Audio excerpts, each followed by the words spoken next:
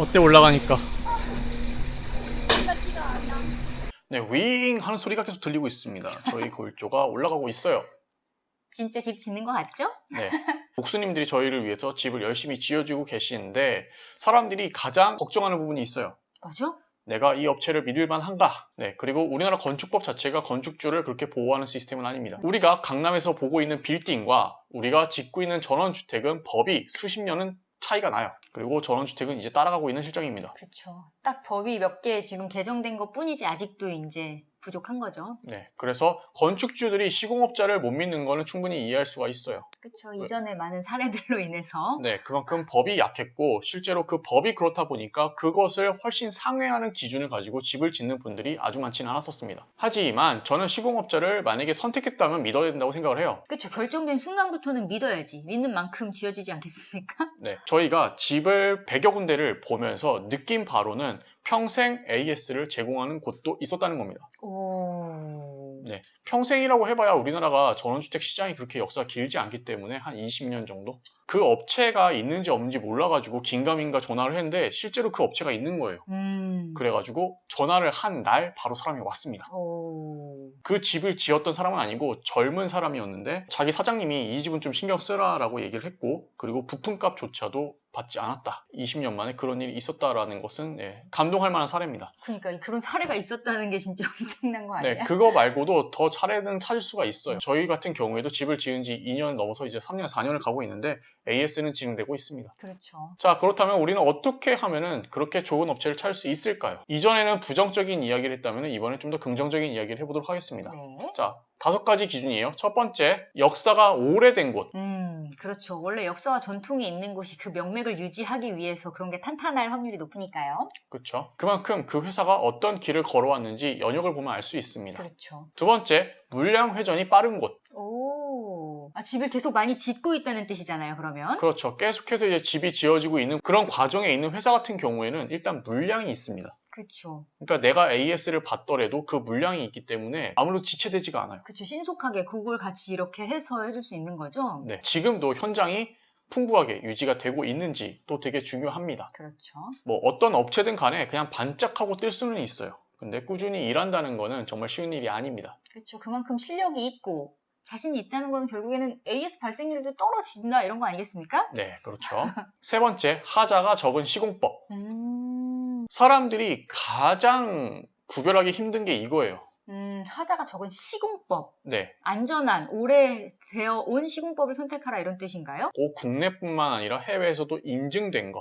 아, 확실한 방법을 선택해라 이런 네, 뜻이군요. 방법뿐만 아니라 업자까지 인증받았다면 더 좋겠죠. 아, 내가 잘 짓는다 말하는 사람은 많습니다. 그리고 건축주들은 그 말 믿고 실행했다가 진짜 땅을 치고 있는 경우가 많아요. 당연히 다 잘 짓는다고 하지 않을까? 네, 그냥 자기는 잘한다고 얘기하지만 그거 어떻게 믿겠습니까? 말은 가장 믿기 힘들죠. 행동을 봐야죠. 지어진 집을 보고. 네, 그래서 저는 그냥 말은 필요 없습니다. 결과. 보여주세요. 결과. 예, 결과로 봐야죠. 내 거 가지고 테스트하지 말고 그 전에 충분히 테스트를 검증했는가가 저는 중요하다고 생각합니다. 그래서 진짜 이전에 지었던 집을 보여달라고 하거나 건축주를 만나는 거는 상당히 의미 있는 일인 것 같아요. 오래된 사람을 만나면 만날수록 좋은 것 같아요. 그렇죠. 네 번째가 정도를 걷는 경영. 자꾸 뭐 누가 뭐라고 하고 뭐 하고 막 이게 그냥 주변에 흔들리고 뭐 이게 그러면 안 돼요. 예. 정도를 걷는 경우에는 누가 뭐라던 자기에 대한 원칙을 고수하고 그리고 그 시공법을 신뢰할 수 있도록 건축주를 안심시키고 그거를 결과로 보여주는 게 좋습니다. 그렇죠. 그러게 믿음이 가는 행동이죠. 그런 게. 그렇죠? 네, 맞습니다. 근데 저희도 지금 집을 이제 골조가 올라가고 있는 과정을 보여드리고 있지만 그 와중에서도 건축주들은 진짜 많은 얘기를 듣습니다. 이거 틀렸다, 저거 틀렸다 주변 사람들이 계속 얘기해요. 그런 공격을 받더라도 자기가 선택한 현장 소장을 믿고 그리고 현장 소장도 건축주를 믿고 끝까지 준공까지 가야 된다고 생각을 합니다. 사공이 많으면 배가 산으로 간다는 말이 있지 않겠습니까? 네, 근데 그렇게 산으로 가는 주택들이 많습니다. 맞아요. 그런 것 같아요. 네, 그 막 실내 막 되게 갑자기 원래 설계대로 안 가고 고치고. 그러니까 그런 얘기를 많이 들으면 현장에서 그때 당시에 딱 변경해버리게 되기 때문에 그러면은 진짜 사건 사고가 더 많이 생긴 것 같아요. 그래서 건축사가 시공한 거를 현장 소장이 무시해서 안 되고요.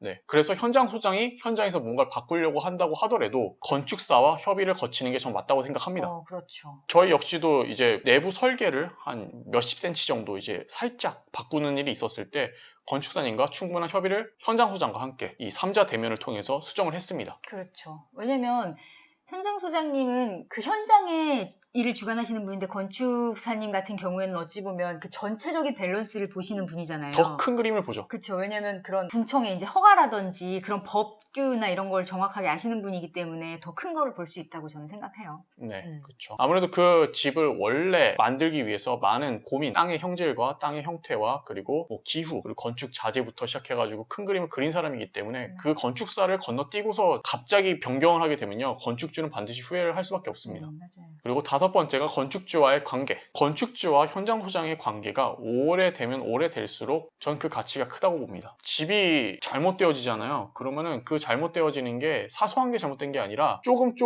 문제가 생겨가지고 큰 게 그냥 계속 일어나는 경우가 있어요. 집의 근본적인 문제. 오래된 건축주가 현장 소장을 추천한다. 그러면 그 집은 그 집을 짓게 되는 데 있어서 좀 더 믿을만할 수 있지 않을까 하는 생각이 듭니다. 그렇죠. 오랜 시간이 흘렀어도 문제없이 추천할 만하다 이런 뜻이 되잖아요. 그렇죠. 자꾸 이제 집을 짓는다 그러면은 주변에서 별의별 정말 많은 사람들이 사람을 추천해요. 맞아, 소개해준다고. 네네네. 근데 건축주는 절대 흔들려서는 안 됩니다. 건축주는 결과를 보고서 판단을 해야지 그냥 말로 휘둘리게 되면요, 진짜 집이 산으로 갑니다. 그렇죠. 그리고 내가 정한 기준이 명확할수록 그런 그렇죠. 거에 안 흔들리겠죠. 네. 오늘은 이제 집을 지을 시공사와 함께하는 시간에 있어서 흔들리는 요소가 많은데 그런 것들에 대해서 방지하는 이야기를 해보도록 해보았습니다.